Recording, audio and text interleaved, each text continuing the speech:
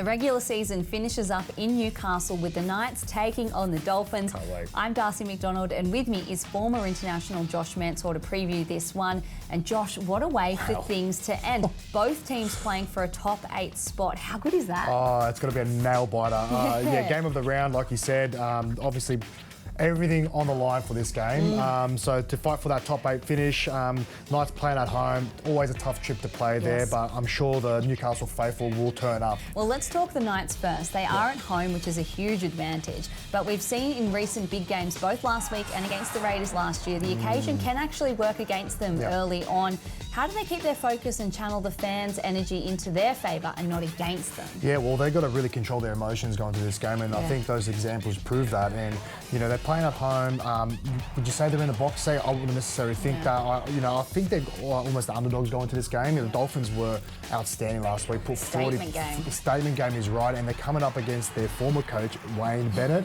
And what Wayne loves is playing his former sides. He makes it personal, and he gets his players up for these games. So, yeah, Adam O'Brien and Newcastle Knights, they definitely have to be on their toes for this one. Well, turning to the Dolphins, so no matter the result, it has been an incredible season for them. The huge win in the Battle of Brisbane will be talked about for ages. Yes, it will. What does Supercoach Wayne Bennett have up his sleeve here to go against another one of his old teams and get the win that will guarantee the Dolphins their first ever finals appearance? The blueprint was last week. Yeah. You know, they just have to play the exact same game plan, and I'm sure they get the win here.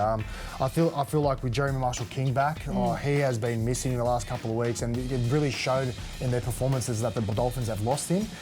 He gets the forwards on their front foot. He can dart out of dummy half and create a bit of havoc. And no disrespect to Max Plaff there, but he doesn't have the elusiveness and agility like Jeremy Marshall-King has. So he's a massive inclusion for me. Jake Averillo had a blinder and he's been retained in the halves. Yeah. So Jakey there, he's highly versatile. He's Jakey so can play fullback, can play anywhere in the backs and in the half. Oh, definitely off the mark. He's very quick, and you know, I'm not surprised there because he's a former Bulldog, so that's where that's coming from.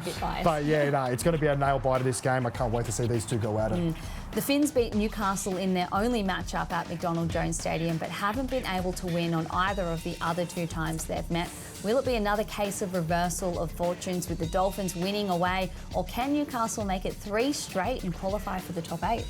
I think the fortunes I think who holds the fortunes of the success of these both sides are the fullbacks. You know, Hamiso, and you've got Kalen Ponga. Well, Hamiso's named in the centres again. They're sticking with Trey Fuller. Yeah, so Trey Fuller has been outstanding at fullback, but I think with Hammer, he's kind of floated around that fullback position in attack as well. So yes, he's named on the edge there. He'll defend there, but I will see Hammer floating around from left to right. You have to. He's one of the best attacking footballers in the game, and with that, I am leaning towards the Dolphins. Again, I feel like with Wayne making that personal with his former club, the form and confidence off the back of that last game against the Broncos, I'm going to go the Dolphins. Huge. Thanks, Josh. No worries. Well, tickets are selling fast, so if you want to see this one live, head to nrl.com/tickets.